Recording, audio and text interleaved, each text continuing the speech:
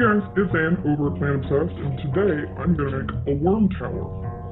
And this is what you need. I've already done part of it because drilling holes in things is not super exciting. So I had my husband drill the holes in the bottom of the 4-inch pipe here, and he also cut an inch off the end to make a cap. Here's some regular heavy-duty window screen, and this is the coupling on there. Alright, as you can see, I've got my glue gun out, and what I'm going to do is I'm going to attach the screen to the bottom of this little inset for the cap, and then we will be ready to roll.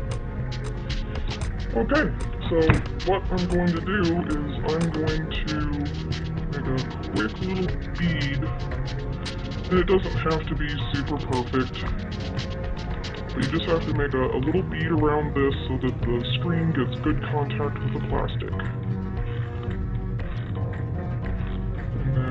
Stick it on there. Not for too long, or otherwise you will stick to your cardboard. And if you feel like there's some that didn't go all the way through, you can go ahead and do it on this side as well.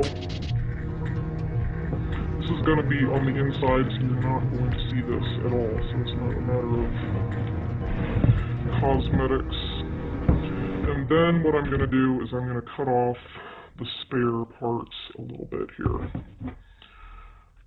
just so there's not too much bulk taking up inside of the ring.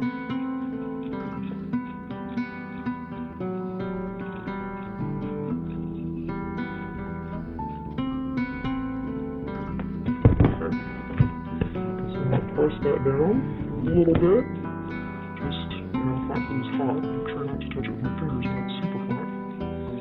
And there you go.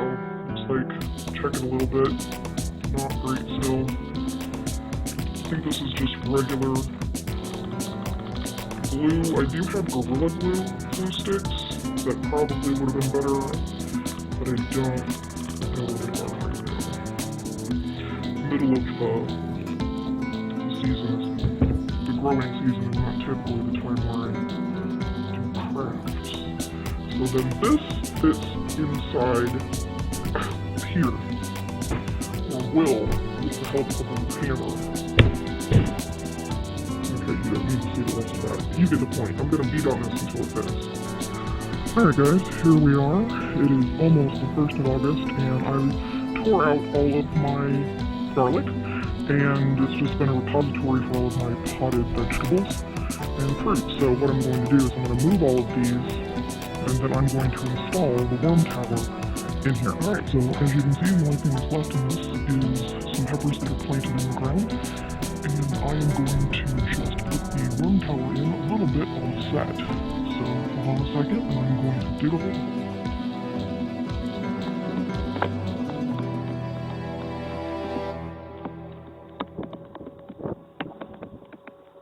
Alright, now you can see I've dug a hole about 10 inches deep, give or take, and I'm going to put the end of the pipe that has the holes in it down against the soil. And we're just going to backfill all the soil and make sure everything's covered up.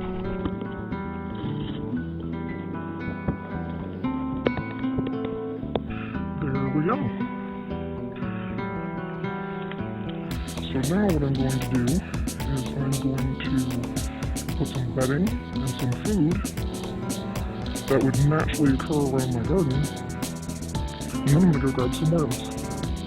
Alright, I'm back. I have some pretty dried out grass clippings, and then I had been baiting the worms in one of my bins with some banana, so they're going to get the worms in the banana as well. So let me move this over here and show you what I'm going to do. Just going to put some of the grass in there, and then the banana with the worms. A little bit more grass, and a little bit more worms. Now I'm pretty sure I already have quite a few in the okay. Quite a few in here already just from me using castings, but I just wanted to make sure, just in case, that I was getting the system off to a good start. Then, what we're going to do is we're going to take this pre-made cap, the screen, give you a little better picture of it. If you have Menards, here's the barcode sticker for it, in case you want to look for it. It's a 4-inch coupling thing. And then we're just going to lightly put that on top of there. I'm not going to hammer that down because I'm going to want to be able to put more things in there so that I can just rock this off. Oh look, there's dead leaves. And I can put those in there as well and keep my garden tidy and also be feeding the worms at the same time, which is one of the reasons to have a worm bin in the middle of your garden. So if, if the birds get into a tomato or a pepper or something, you don't want to just let it sit there and become attractive. You can take it and throw it in the bin.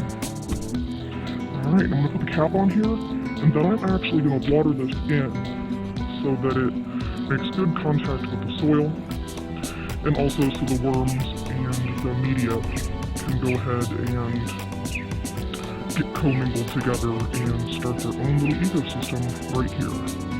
I don't suppose you have to have it this tall over the ground, but I usually have mulch and whatnot on top of here too.